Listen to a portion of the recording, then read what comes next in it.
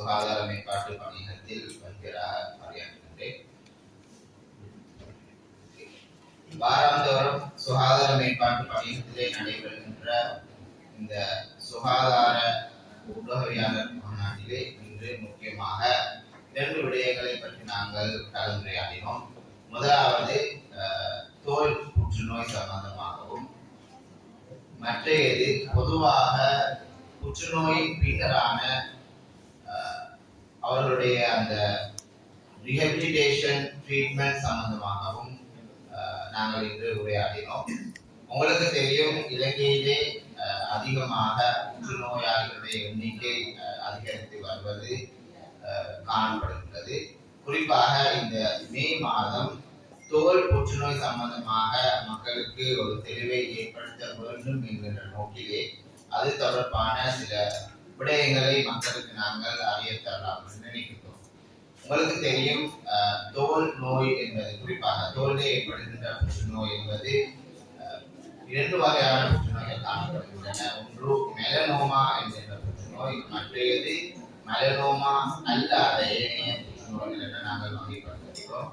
குறிப்பாக இந்த மெலனோமா அல்லாத புற்றுநோய்கள் பொதுவாக அதிகமாக இலங்கையிலே காணப்படுகின்றன.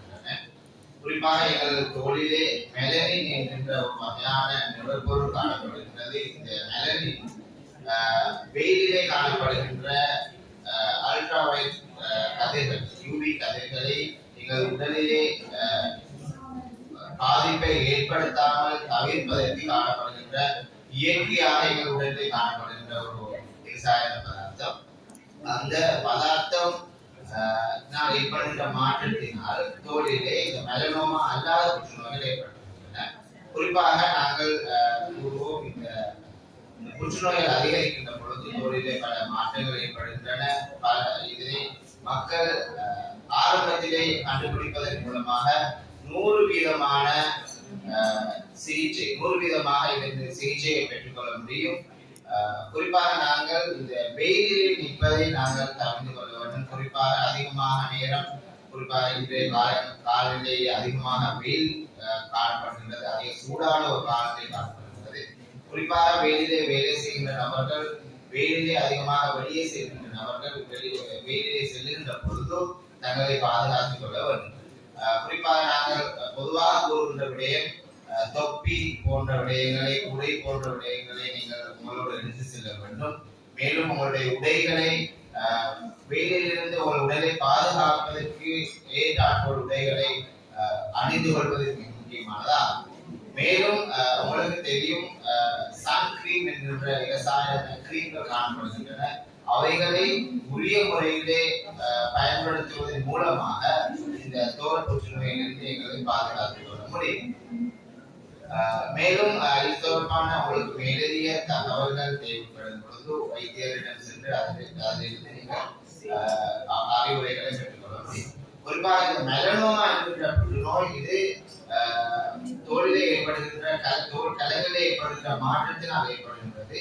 அது உடலிலே மிகவும் சிறிதாக ஒரு கருப்பு நிற அடையாளமாக ஆரம்பித்து மிகவும் பெரிய ஒரு அளவிலே அதை பரவக்கூடிய சந்தர்ப்பங்கள் காணப்படுகின்றன. எனவே உங்கள் உடலிலே, உங்கள் தோலிலே சில கருப்பு நிறமான மாற்றங்கள் ஏற்படுகின்ற பொழுது சிறியதாக இருக்கலாம் அல்லது பெரியதாக இருக்கலாம்.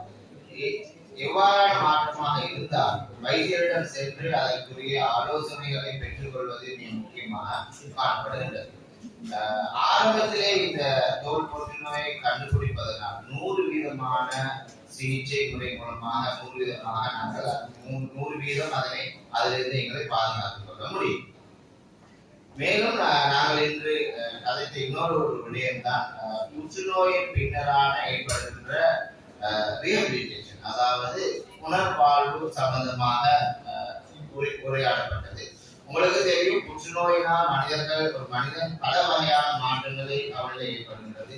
உடல் ரீதியான மாற்றங்கள், உடல் ரீதியான மாற்றங்கள், உடல் வலி அதிகரிக்கின்றது, உடல் செயற்பாடுகளிலே மாற்றங்கள் ஏற்படுகின்றன, மன அழுத்தம் போன்ற பல விடயங்கள் அவர்களுக்கு ஏற்படுகின்றது. இதற்கு சிகிச்சை வெறுமனே சத்திர சிகிச்சை, கீமோதெரபி, ரேடியோதெரபி என்கின்ற சிகிச்சை மாத்திரம் அல்லாது அதற்கு மேலதிகமாக அவர்களுக்குரிய புனர்வாழ்வு தொடர்பான சிகிச்சை இன்று இலங்கையிலே காணப்படுகின்ற அரசாங்க வைத்தியசாலைகளில் இலவசமாக வழங்கப்படுகிறது. உங்களுக்கு தெரியும், ஒரு மனிதன் புற்றுநோய்க்கு உட்படுகின்ற பொழுது சிகிச்சை பின்னரான அவருக்கு ஏற்படுகின்ற உடல் வலி, உடல் செயல்பாட்டில் ஏற்படுகின்ற மாற்றங்கள் தொடர்பாக இந்த புனர்வாழ்வு வழங்குவதன் மூலம் அவருக்கு நாங்கள் முழுமையான ஒரு சிகிச்சையை வழங்க முடியும். உதாரணமாக உங்களுக்கு தெரியும், மார்பக புற்றுநோய் பின்னராக ஏற்படுகின்ற சத்திர சிகிச்சை பின்னர் சில நோயாளிகளுக்கு அவருடைய கைகளை உயர்த்துவதிலே பல சிரமங்கள் ஏற்படுகின்றன. அதே போன்று சிறுவர்கள் காலிலே ஏற்படுகின்ற புற்றுநோய் மூலமாக கால் பகுதியை வெட்டி அகற்றிய பின்னர் அவர்களுடைய இயல்பான வாழ்க்கைக்கு பல இடைஞ்சல்கள் ஏற்படுகின்றன. எனவே இவ்வாறான இடைஞ்சல்களில் இருந்து இந்த புற்றுநோயாளர்களை நாங்கள் பாதுகாப்பதற்காக வேண்டி இலங்கையிலே இருக்கின்ற அனைத்து வைத்தியசாலைகள், குறிப்பாக மாவட்டத்தில் உள்ள பெரிய வைத்தியசாலைகள், டீச்சிங் ஹாஸ்பிட்டல், ஜெனரல் ஹாஸ்பிட்டல் போன்ற இடங்களில் இந்த புனர்வாழ்வு நிலையங்கள் காணப்படுகின்றன. இந்த புனர்வாழ்வு நிலையங்களிலே ஸ்பெஷலிஸ்ட் டாக்டர்ஸ், கன்சல்டன்ட்ஸ் காணப்படுகிறார்கள். அதே போன்று ஏனைய உத்தியோகத்தர்கள் காணப்படுகிறார்கள். அவர்கள் மூலமாக இந்த புனர்வாழ்வு சம்பந்தமான, குறிப்பாக புற்றுநோயாளர்களுக்கான புனர்வாழ்வு வைத்திய சிகிச்சைகளை நீங்கள் பெற்றுக்கொள்ள முடியும். எனவே இன்று நடைபெற்ற இந்த ஊடகவியலாளர் மாநாட்டில் நாங்கள் கூறியது போன்றோம், இந்த தோல் புற்றுநோயிலிருந்து எங்களை நாங்கள் பாதுகாத்துக் கொள்வதற்கான அனைத்து நடவடிக்கைகளை எடுத்துக் கொள்ள வேண்டும். அதே போன்று இலங்கையில் உள்ள வைத்தியசாலைகளில் காணப்படுகின்ற புற்றுநோயாளிகளுக்கான சிகிச்சையின் பின்னரான புனர்வாழ்வு சிகிச்சைகளை நாங்கள் பெற்றுக்கொள்வதற்கு முயல வேண்டும் என கூறி விடைபெறுகின்றோம். நன்றி.